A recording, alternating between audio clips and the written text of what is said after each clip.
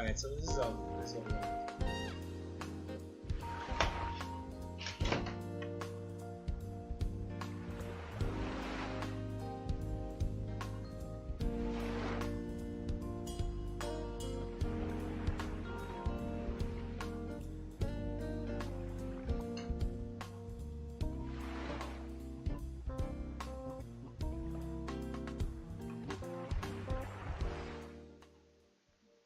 Okay, everyone.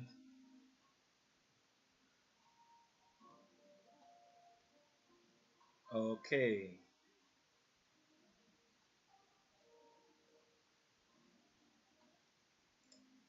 Alright, so we're about to begin now. And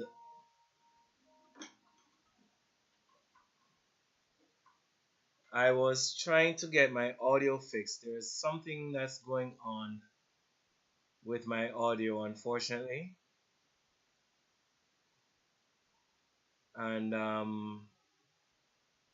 don't know what's wrong with my microphone, but I hope the computer microphone is clear enough. So if you can hear me fine, I need you to indicate because we're well behind, and I apologize for the late start, but we want to begin right away.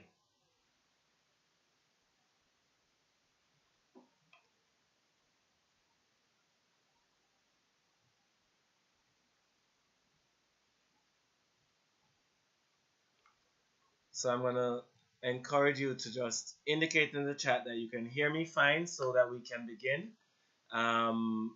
Like I say, I'm really sorry about the late start. I just want to make sure that everything was working properly, but for whatever reason, my microphone doesn't seem to be working. So I'm using the laptop mic. It's not as clear, but hopefully you can hear me well enough. Alright, so I'm going to just turn off my video just for 1 second and bring it back up, and then we begin. So it's just going to be off for a quick second before we begin.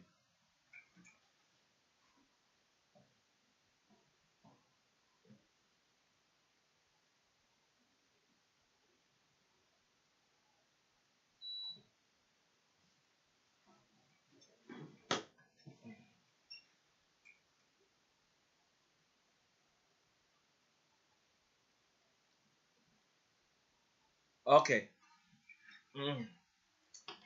So welcome again, everyone, to another patient health workshop from yours truly, Dr. Neil Gardner and Gardner Chiropractic and Neurology Limited. I think I'm going to be on my best behavior right now. So I'm not worried that I hope I don't say anything that will get me flagged or that will get anybody in trouble, because you never know. Sometimes my head goes and doesn't quite come back.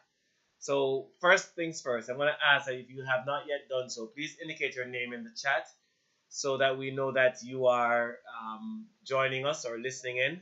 That is provided that you are associated with Gardner Chiropractic and Neurology. If you're just a guest that has just happened by this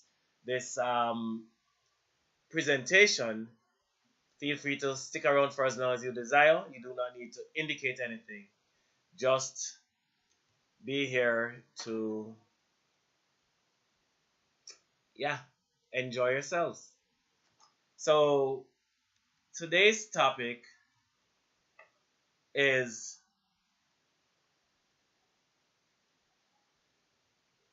the 7 keys to getting and staying well. The 7 keys to getting and staying well. For those of you who have a phone that can scan a QR code, I'm going to encourage you to scan this QR code right now. So just hold your phone up to the computer or do a screenshot of it and see if your QR code reader can read it from the screenshot. But go ahead and try to scan this QR code. It will allow you to download the handout that goes with this class. So go ahead and do that. Let me remove my photograph, turn on some music, give you about 30 seconds to do that, and then we'll resume.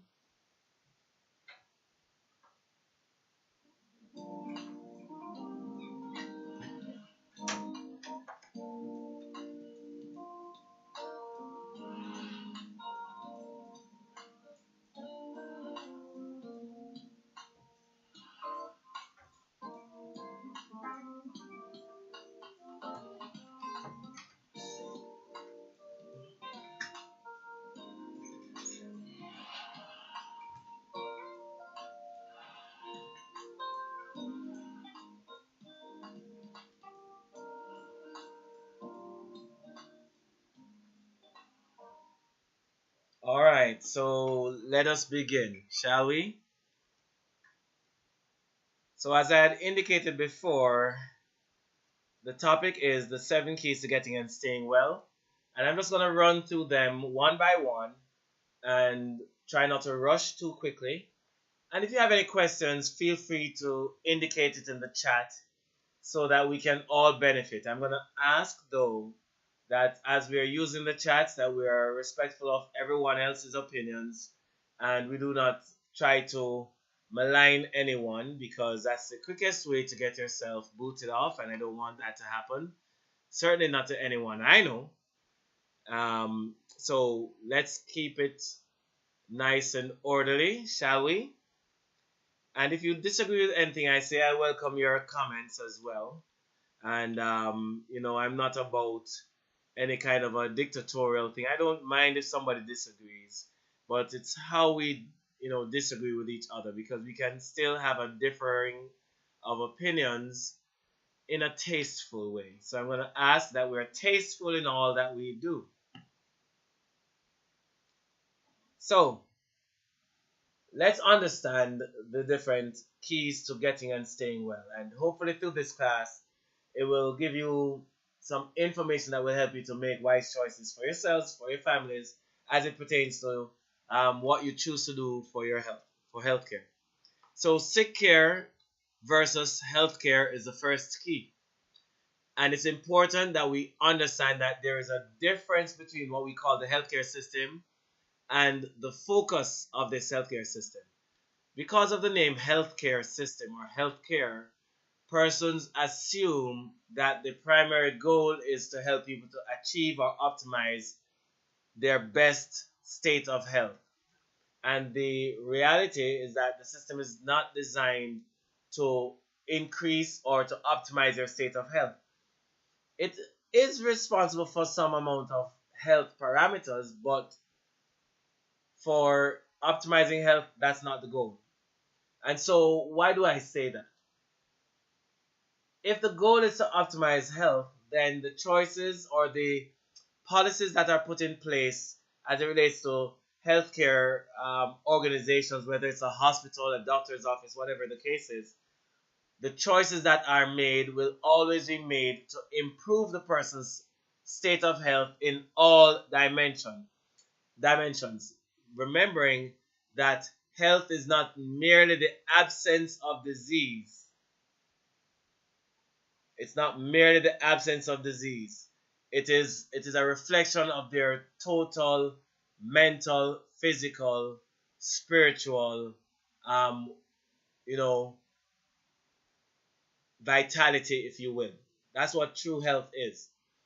But what we find is that some of the procedures that are in place may hurt the body in the short term, because surgeries do hurt the body, but in an attempt to improve the person's situation. Now, sometimes the choices that are made might not be made for their long term health, but for their short term health.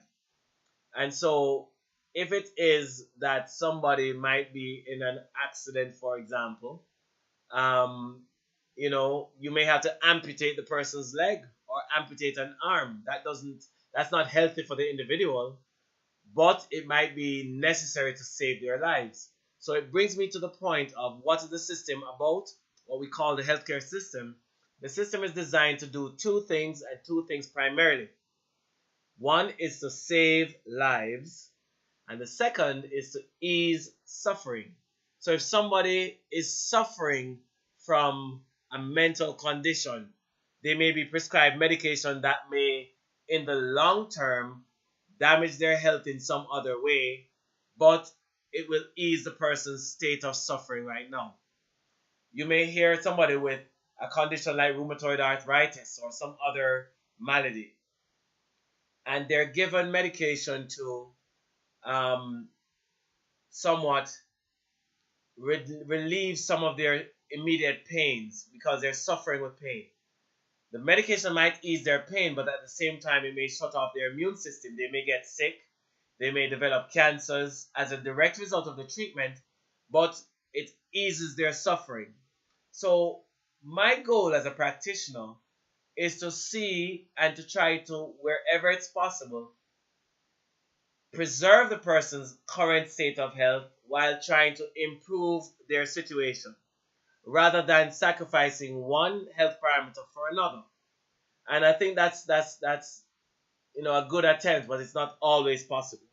So I do not want to appear as though um, I am making out the chiropractic profession, which is the profession to which I belong, out to be superior than any other profession or superior to the medical profession. We each have our roles to play. And if we work together, then we have the best opportunity of achieving the best outcomes for the patients. And that is my goal.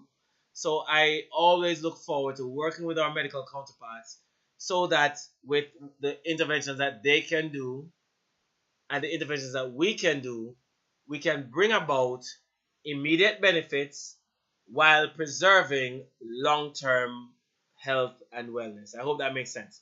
But there's a shortcoming with the system that we currently call the healthcare system is that because the primary person that comes there is a sick person, the policies are centered around sick care or caring for the sick. So to draw the distinction between true healthcare and this current system that we are participating in, I will use the term sick care, but not in a derogatory way. Sick care meaning that we're caring for sick persons rather than caring or optimizing health. So sick care is reactive. That's the first and most important thing, which is a downside to the system as it is. Sick care is reactive. But if you want to have a chance of achieving true health care or true wellness or optimizing your health potential, you can't simply wait for something to go wrong first.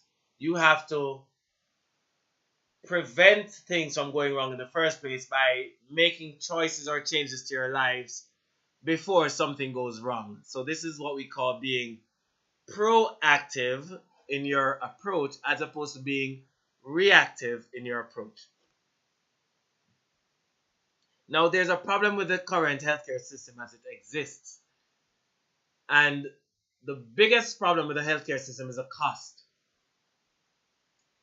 And many people misunderstand why healthcare costs so much because healthcare doesn't have to cost so much. It goes back to one, the tuition that a medical doctor has to pay for school. But the reality is, if a medical doctor takes out tuition and they have a modest, career,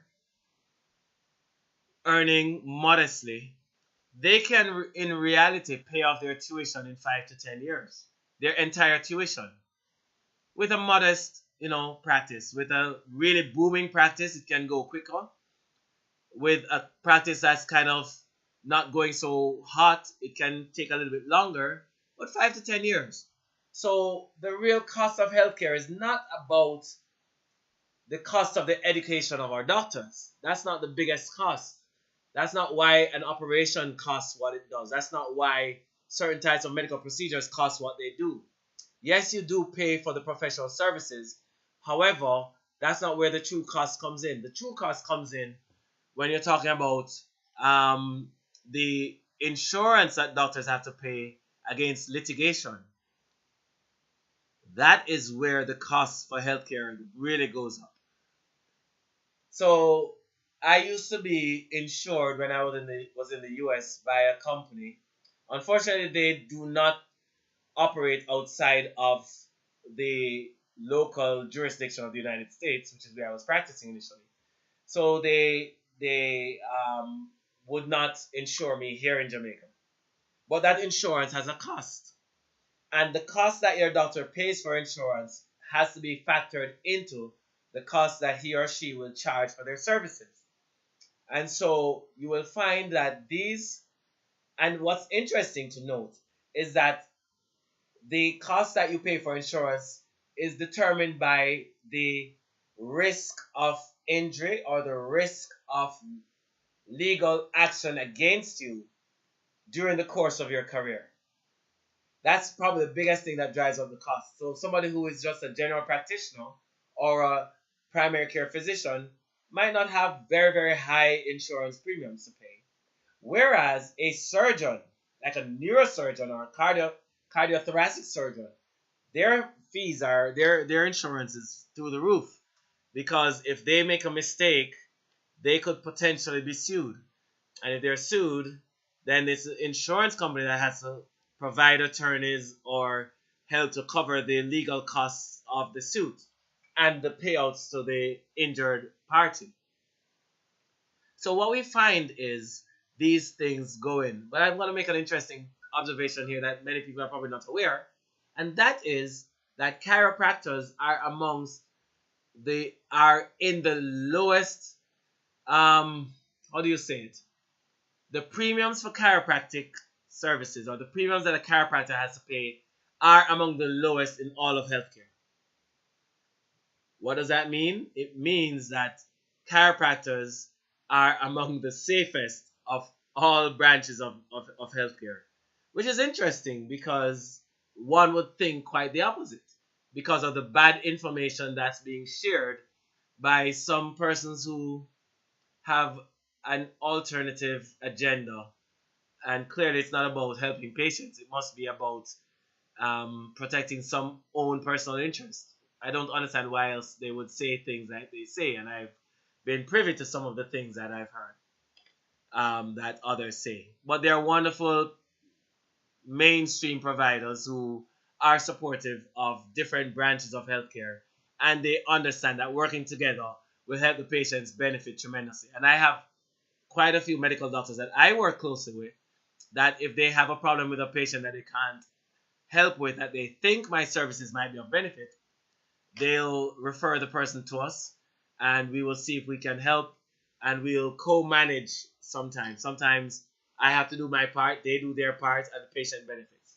So there are good things behind it all. But we cannot solve a lifestyle problem with drugs and surgery. That is something that cannot and will not ever work.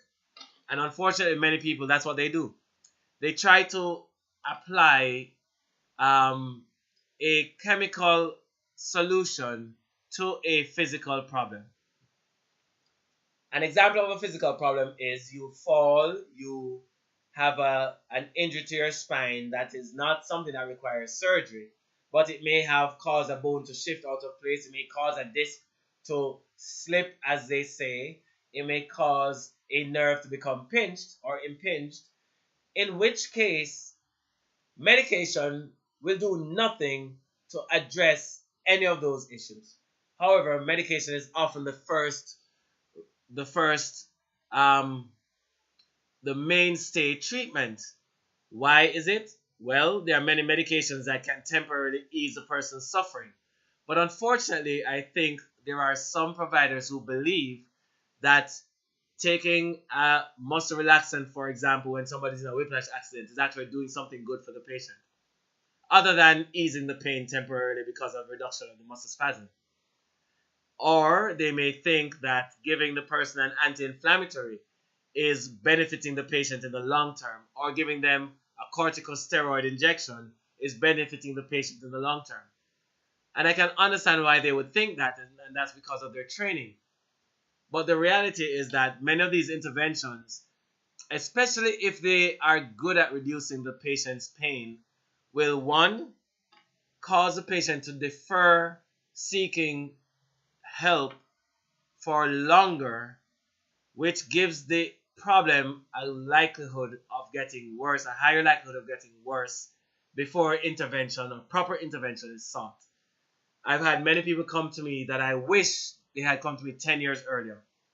There's somebody that came to me today that I had to unfortunately, not because I wanted to, but because I had to be fair to the patient, knowing that the level severity of their problem was of such that it was very unlikely that my intervention would have been of benefit.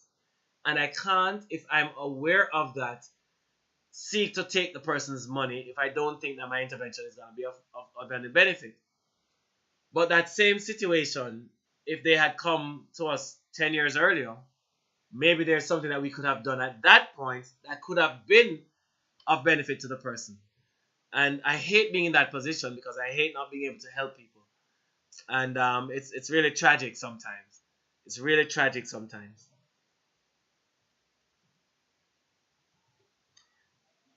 But when we think about healthcare systems or the healthcare versus sick care mentality, the if you realize how the world works or how behavior is, it's very difficult to try to force somebody to change their behavior.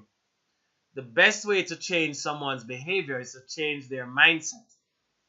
And many of you, if you have a headache, for example, or a tummy ache, or whatever it is, whatever condition, there are many of you listening that your first choice is going to be, what drug or pill can I take to ease my suffering, to make me feel a little better? And when your goal is to feel better, then you become slaves to the person who has a chemical that can alter the way you feel so that you feel better, but in effect are no closer to better health. And unfortunately, that is what exists now on the market. Because most of these things will not fix some of these problems. Now, if you have a chemical problem, then a chemical solution makes sense. But where you have a physical problem, a chemical solution can't make sense. So you have to match the treatment with the type of problem that exists or that's going on. And that is important. That is key. So the way that I'd ask persons to think, which is in a more wellness-oriented mindset, is rather than asking yourselves, I wonder what I can take to feel better. You will ask yourself, what do I need to do in order to get better? Because getting better is way more valuable than simply just wanting to feel better. We want to get better. Am I making sense so far? I don't know if I'm making any sense. Please indicate in the chat if I'm making sense to you, because I want this to be reasonable for you. The next thing is looking at the whole issue of illness care, or the wellness thinking versus the illness thinking. The illness care thinking is, what do I need to do to get well? It's like I wish I can get well. You know, you have somebody sick in the hospital and you send a balloon or a card and you say get well soon because you want to wish that they get well. Well, getting well is just that. It's a wish. It is not rooted in anything tangible. There's nothing tangible about writing a card that says get well soon. Because it's not like you're hoping that the person will hop out of bed and start doing their exercises and start eating their greens and starting to juice and starting to do their green juices or their smoothies. It's not about any of that. You're hoping and wishing that they will just have wellness thrusted upon them. So basically, the whole notion of getting well is like it's a wish, it's a fantasy, it's a dream, it's a desire. But to get it to shift from just the desire standpoint over to real tangible benefits, we have to ask the question in a different way. Rather than asking what to do to get well, we ask what do we have to continue to do in order to stay well. Because wellness is not about the destination. Wellness is about the process, the journey. So it's something that you have to do ongoingly. if you do two good things right, if you eat two healthy meals today and you go back to eating crap tomorrow, you will not be healthy, or you will not achieve wellness anytime soon. You have to do the right things, but not just do the right things, but do it consistently. Because it's not about getting to a state of wellness, it's about remaining in a state of wellness. So please understand, when you go and you say, my goal is to lose 100 pounds, or my goal is to lose 50 pounds. And so you want to eat a particular way so you can lose 50 pounds. Then you've lost 40 pounds, then you've lost 49 pounds, now you've lost 51 pounds. So you say to yourself, I have achieved my goal. Now, mentally, what takes place is the same thing that takes place when you see an athlete running a race and getting to the finish line. Now, if you see somebody running a 400-meter race on a track, on a 400-meter track, that means it's a one-lap race. They will run as fast as they can to make it to the finish line with as little energy reserved as possible. That means they have gotten and covered the ground supposedly as quickly as possible. But once they get to the finish line, what do? They stop. Why do they stop? Because their goal is to get to the finish line. And subconsciously, once you've achieved your goal, your brain automatically tells you to stop putting out effort. And this is why it is so difficult for persons when they have a goal like, I want to lose a certain number of pounds, I want to fit into this dress, when they have goals for health that are end point focused. As soon as they hit it, they give up.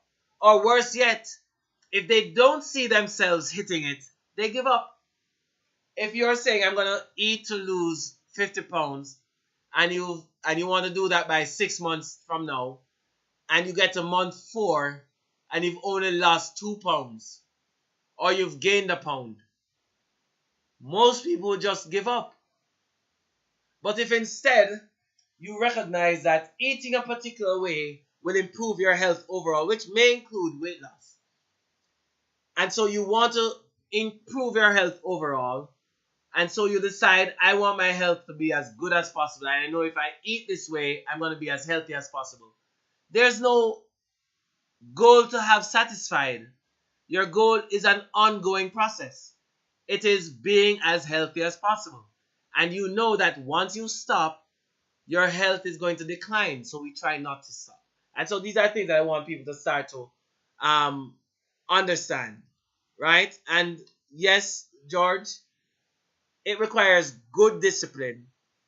But I don't know if you've ever driven to a far place. In Jamaica, the furthest we can get to from, let's say, Kingston is probably Hanover. Maybe that's about, if you drive the south coast, it will take you about 4 hours, but probably 3.5, 4 hours. If your goal is to get to that destination and get there by a particular time, then when you encounter traffic that looks like it's going to delay your time, you get upset. If you get a flat tire and it slows you down and you may get there later than you wanted to, you may get upset because you want to achieve a goal by a certain time, get to the destination by a certain time. And so you find that you constantly are watching your watch and you might not even notice anything along the path. You might not even notice that you're driving through Holland bamboo and seeing the beautiful natural works of the bamboo being organized on the street, or whatever it is. You miss out on so much of the journey because your focus is on the destination. Same thing that happens when you're pursuing health. If your goal is on a number, 50 pounds in 6 months, then you may miss out on all the beauty that may exist for living a wellness lifestyle. Now, if your goal instead is to go on a road trip with your wife or with your husband just to spend quality time together, and wherever you find night catches you, you're gonna find the closest bed and breakfast, and you're just gonna spend the night there, enjoying each other's company, heading back on the road at first light, and continuing the process because it's all about just spending time together. If you hit traffic, makes no difference. You're spending time together. If you have a flat tire, you just simply change your tire. Obstacles take on a whole different meaning when you become more absorbed or appreciative of the process. And that's what I'm trying to encourage persons to do on an ongoing basis because most people just do not think in that way. And so, as George indicated, it requires good discipline. But if your goal is process driven as opposed to endpoint oriented, then you'll find that you'll have a better time maintaining these changes. I hope that makes sense.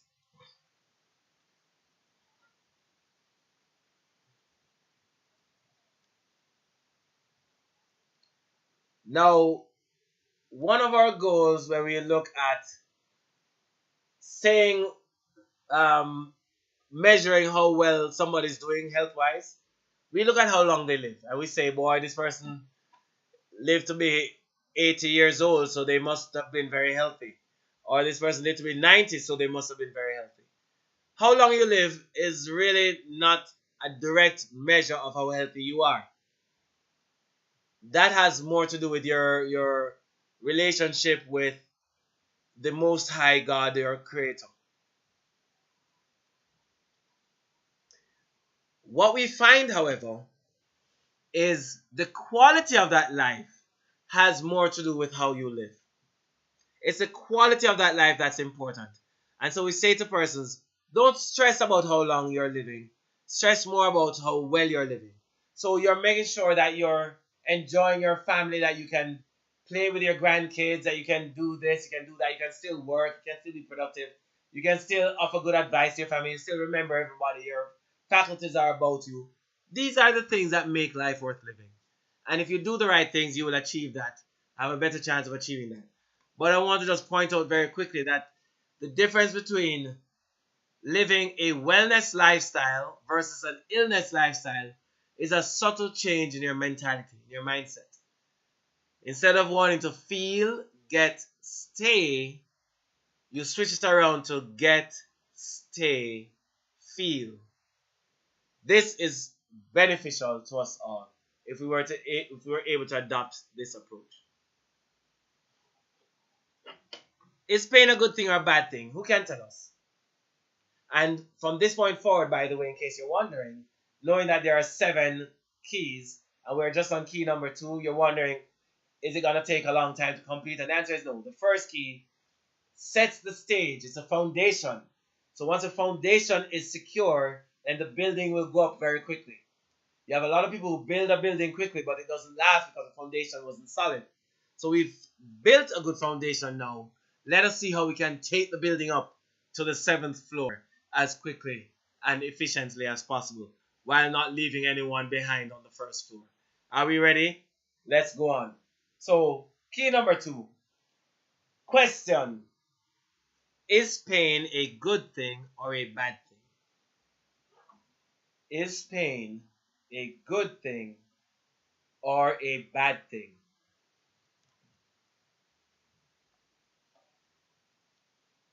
And who says what? Hmm? Who says what? Is it good or bad?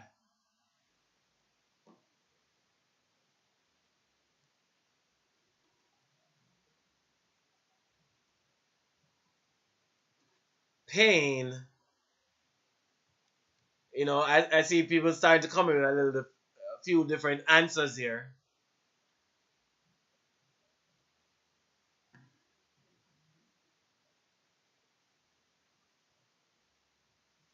Um, hold on, the stream quality is not very good. Let me try to see if I can make a change to the settings here. 1 second.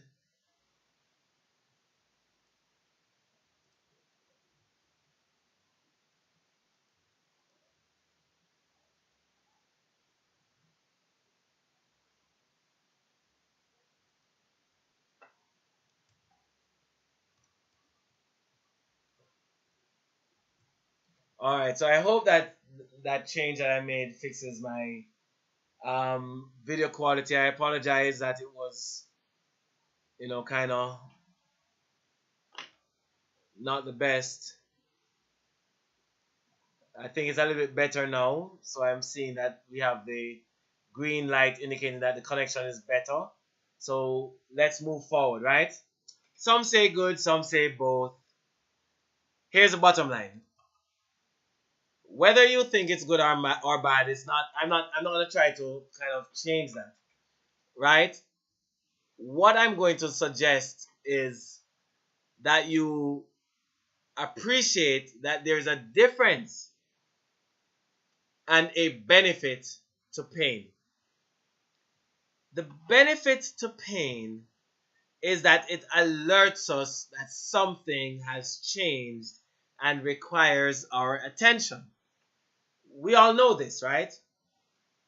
But many people don't realize that pain doesn't always warn you when something is wrong. Did you know that? Did you know that sometimes you can have pain, but it doesn't tell you that something is wrong? And so you're going through your life living and not realizing that you are having a severe issue, but because you are in no pain, you don't know to deal with it. Do you know any examples of anything that can cause that situation to occur? The answer is yes, easy. Cancer. Most cancers, especially in the early stages, have no pain associated with it. And so many people don't realize that the swelling that they're noticing under their armpit or the swelling in their leg or the growth on the back of their arm is actually cancer because they're not feeling any pain. And that's something that we want persons to be able to understand, right? And yes, going through pain can help you to achieve or get healing. But let's move forward, shall we? Because I want to show you the limitations of pain and hopefully it makes sense as you go through.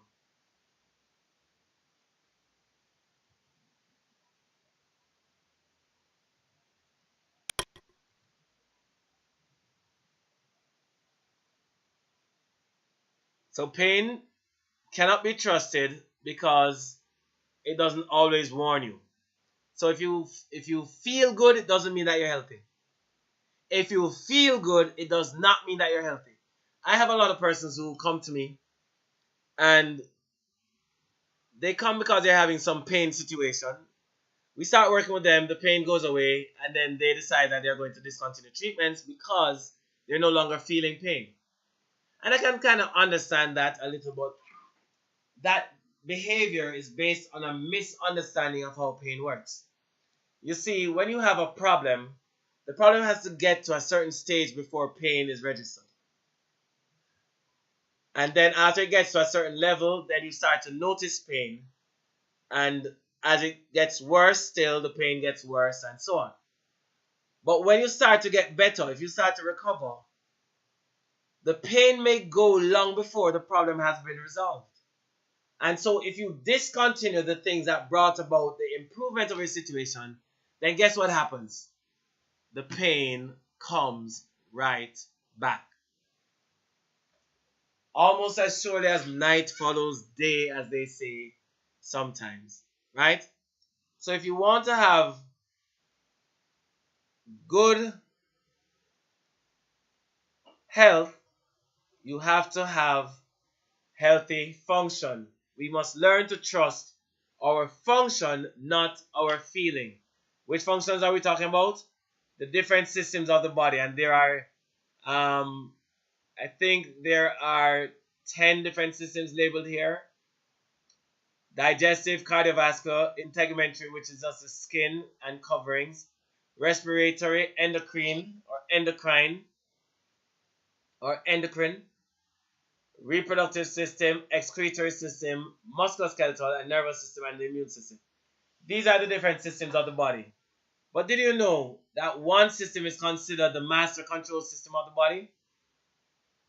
Which system do you think that is?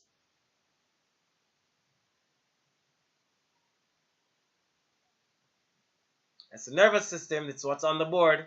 If you pay attention to what's on the board, you will see the answers many times. So the nervous system is a master control system of the body. What that means is that the nervous system regulates and governs the behavior of all the other systems of our body. Many people are unaware of that. The signaling that takes place that tells your heart how fast to beat, or tells your lungs how deeply to breathe, or to tell your stomach how fast to digest its food, or to tell your eyes how much it needs to water or tear up, are all governed by your nervous system. Nerves tell your body what to do. And so this is important. So as we look at it, we see that there are a few things. One, that misalignments of the spine are known as vertebral subluxations.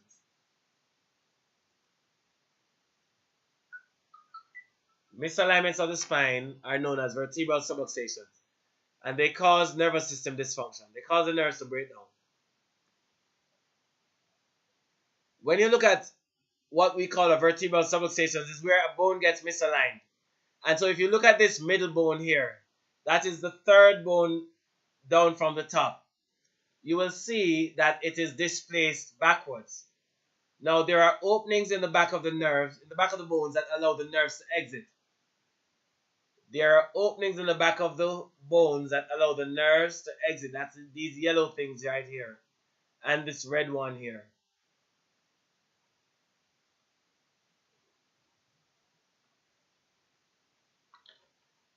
When you displace this bone, it causes less space where that opening is, and whichever nerve is exiting at that point may get impinged.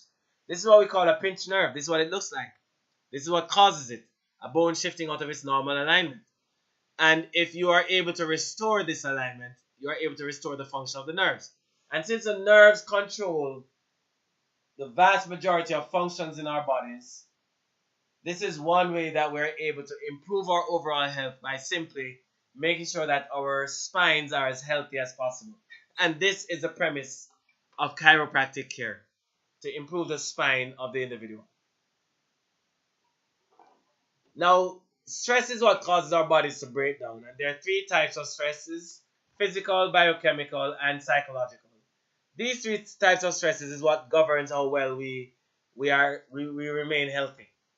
The physical stress is the, like a fall or a car accident, things like that. Those are physical type stressors. But you also have chemical stressors, like things we put on our skins, things we eat, things we breathe in. These are chemical or biochemical stressors. And then you have psychological stressors, things that interfere with the normal function of our minds, our brains. And things that will do that include a stressful relationship, a stressful job, a family member who is sick. These are all stressors, right? The healthier our nervous systems are, the faster and better we can adapt to our environmental changes, our environmental stress, or environmental stressors. So if we are able to do that, we are able to maintain good health. So I'm going to use an analogy to explain how health works using a potential, which is a gap analogy to explain the potential.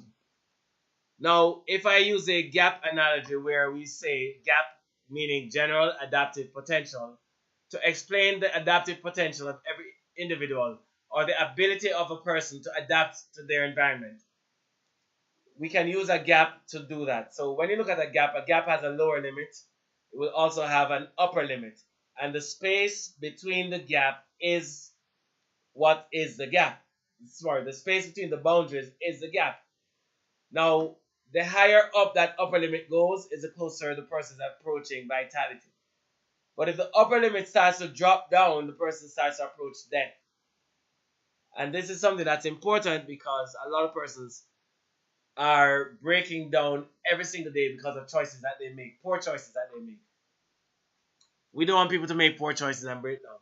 So we have to make sure that whatever the stressors are in the environment, the ES, external stresses, we have to make sure that we have an equivalent internal resistance to resist that external stress. So to build our internal resistance, we have to eat a particular way, we have to rest adequately, and so on. So these are things that we have to do. If we do them in the right way, we will get healthy, we will stay healthy, we won't break down. So this is important. But if at any point our external stressors overpower our internal resistance, then the upper limit will fall down. Remember, the lower it goes, the closer you approach death. If our internal resistance is stronger, then it widens our gap. The wider your gap is the closer you get to vitality.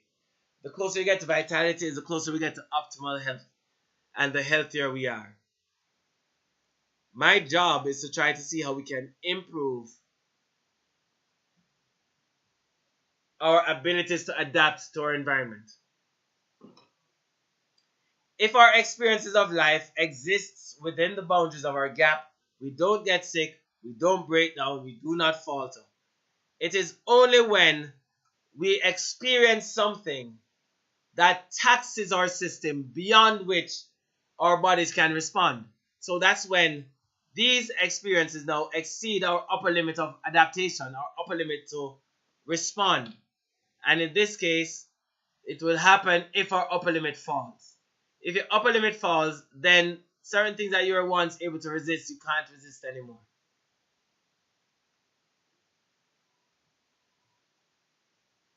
And this is the problem. And so that's why it's important that we maintain our good internal environment so that we can resist these stressing events when they occur. So the healthier the nervous system is, the wider the gap will be, because the faster your body can respond. So the closer you approach optimal health. Chiropractic improves nervous system function because it realigns the bones of the spine, which takes pressure off the nerves or irritation of the areas of the spine, allowing the body to function more normally. We say as a consequence that chiropractic can be described as something that widens our gap. But please understand that chiropractic is not the only thing that we have to do. There are many other things that we need to do. Many other things. And so if we do them, we have a better chance of obtaining health. So if we're eating a particular way, if we're resting adequately, if we're de-stressing on a regular basis, we will be healthier. Our gaps will be wider. At our office, we have invested in technology. This is now key number 6, mind you, so I hope you're keeping track. You see how fast we have moved through? So now we're on the 6th floor, 1 floor to go. Second to last stop on the elevator. So we have technology in our office that allows us to be able to identify misalignments in the spine wherever, whenever they happen, because when there's a misalignment, or we call it a subluxation, there are certain predictable changes that will take place. One of them is there might be a change in the muscle tone along the spine. Another thing might be a change in the temperature of the skin. And these are not guaranteed. To some extent they can be, but it doesn't have to be. But we want to try to identify these things as best as we can. Now, there are two things that we use. One is a rolling thermal scan. That's this one right here. This one measures the temperature of the skin. The second one is a surface EMG, electromyography. And these two EMG paddles measures the muscle tension in the spine, of the nerves of the spine that exits to these areas as we're going. It's important that we understand how the spine is working. Now, what type of doctor is a chiropractor? I know a lot of people will say bone doctor. Please don't let me hear you say that. So I'm going to show you an example of what chiropractors, how chiropractic works, so that it makes some sense to some of you. I won't beleaguer this or belabel. I won't dwell on this point. So when we look at the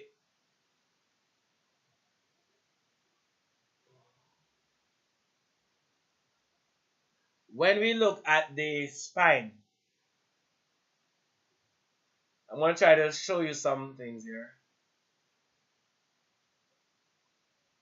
When we look at the brain, rather, the brain has areas that control function.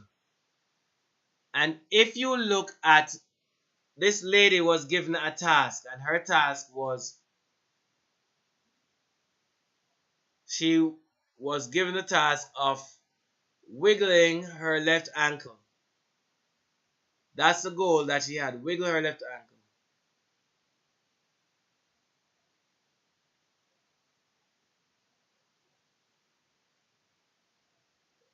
When she wiggles her left ankle, the first picture before the MRI, before any intervention was done, shows lots of areas of light all over the brain. They did not correspond to the area of the brain that controls that function. But after she received the adjustment of her spine, in this case it was her upper cervical spine, her neck, this is what was the result. Fewer areas of light, specifically focused area to the location where that area of the brain is known to control the leg. This is what we see, and this is why it's important to understand that when you adjust someone's spine, you impact their nerves, you impact their brains. So we don't take these things lightly. And I know that there are some persons who are not trained as chiropractors. They might have learned how to do some spinal manipulations, and they are almost passing themselves off as chiropractors, and that is problematic because the public will assume that they are. So this is what I'm going to ask that you start to do, persons listening in.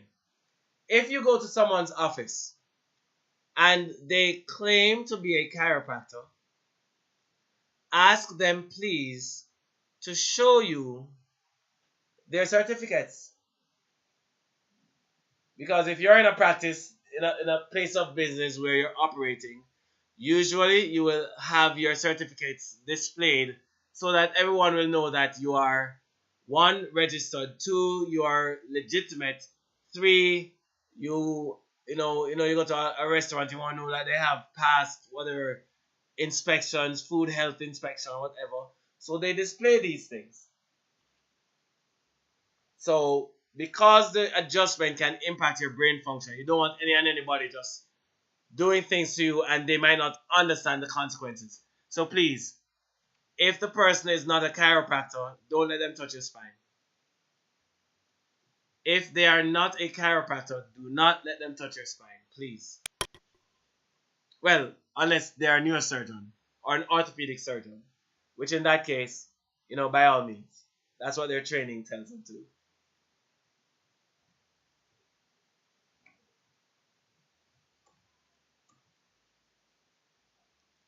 So the next point is that chiropractors are not bone doctors.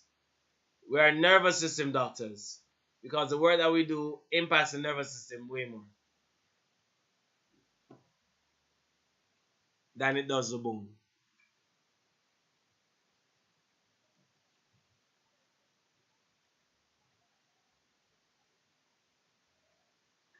A chiropractic neurologist is a specialist within the field of chiropractic whose training allows them to do a little bit more.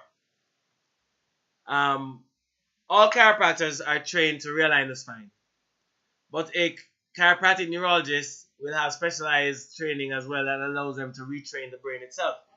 So chiropractors realign the spine, chiropractic neurologists retrain the brain. And we can retrain the brain using a variety of different tools at our disposal to try to get the brain to work the way it's designed to work. We're not about hacking the brain. We're using known functions of the brain to improve the functions of the brain. So I hope that makes sense.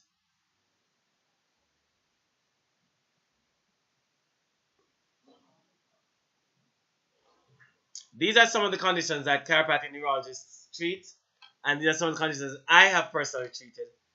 You may take a quick look at this, and you can start to see certain things, right? Stroke rehab and so on. Let me try to get over here so you can see. Yeah, stroke rehabs. Good. These are all important, of course. As we wrap up, Gardner Chiropractic has three primary visions. One is to identify stomach stations wherever and whenever they happen. Two is to provide a program of chiropractic care that's appropriate for everyone. So we will put you on a plan to try to improve your situation. And three, we try to educate our community. This is one of the tools that we use to educate our community, these classes that we have. So I hope you understand why we do what we do. So we have to now understand and appreciate we're now on the top floor, the penthouse, the talk of the town. We now have to appreciate what's important. And if you want to have success in getting and staying well, you have to be willing to take responsibility for your health and your well-being, your own health and well-being. Do not relinquish your responsibility to your family physician. It's not their responsibility for you to be healthy. It is your responsibility for you to be healthy. So you have to make wise choices in those cases. Please, very important.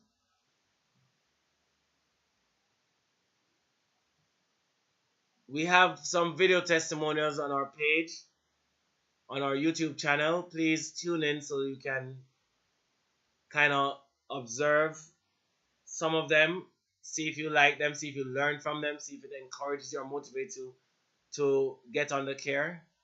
But this is one of my favorite ones with Joy, but there are others as well. Now there's a special offer on the table. Now I'll just say this, please, people.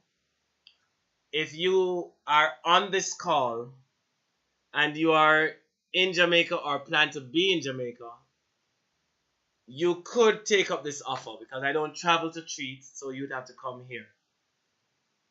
So if you have an issue that you are concerned about, you can call the office to find out if it's something that we treat. And if it is something that we treat and you want to come in to be treated, then you try to make choices that will you'll have to indicate such by putting your name in the chat, because if you do not put your name in the chat, we will never know that you listened in, because YouTube doesn't allow us to be able to see who is watching. So please, if you want to get the benefit of that discount, which is a discount that's being offered, all you have to do is just indicate it in the chat, your name, and you will send an email, and I'm going to put it in the chat so you can respond. We're going to send an email to appointments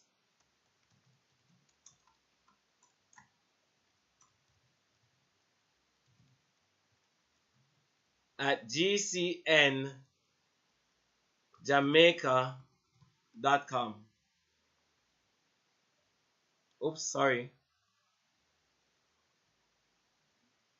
Let me try that again.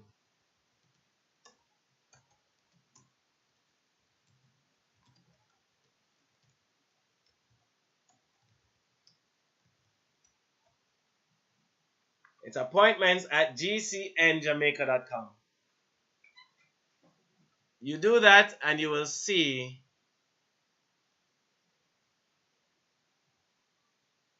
you will be able to see to make your appointment, and we will be able to know that you paid attention to the class and you wanted to make your appointment.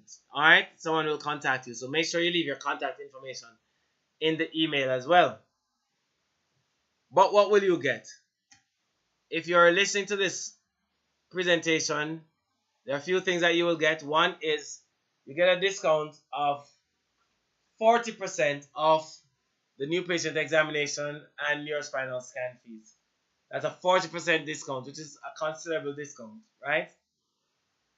And if you come here, you'll know that, we have a long list of persons waiting.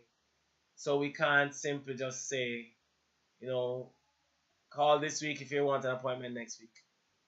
It's gonna be a little wait. But please make the call if you want to be seen. And if you're on this platform, then make sure that you send us the email via appointments@gcnjamaica.com. See how you are.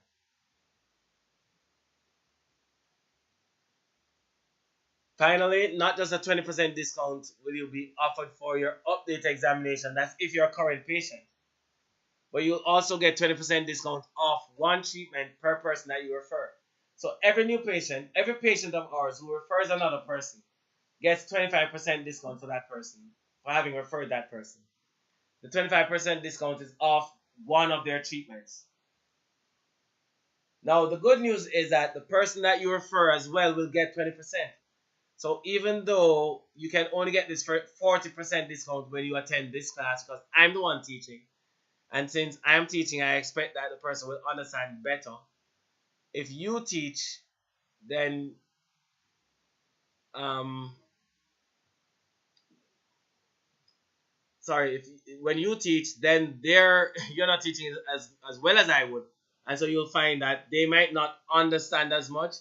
And I find that the more you understand, the better patient you are. So we incentivize those who watch the class over those who get referred. But you still get an incentive for referring people, and they get an incentive having been referred. So they get 20%. You get 20% off a treatment. They get 20% of their exam. But if they pay attention, if they join the class here, they get a 40% discount instead. So and if you encourage somebody, let's say there's somebody who want to come to the office, just ask them to watch the next class. The next class that we have here will be on the third Thursday in June. The third Thursday in June. All right? So there you have it. The last thing is that you also get a 10% phase discount, which is 10% discount of the entire next phase of care.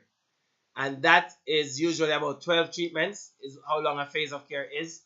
So if you get 10% discount off that, that's 10% off 12 visits, which is considerably more money saved than this initial 40% at the top. All right? So that's very important. So we've been through a lot. We've said a lot. And I'm going to share ways of finding us, linking with us.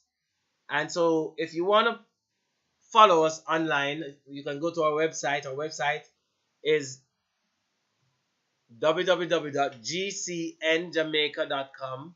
That's gcnjamaica.com.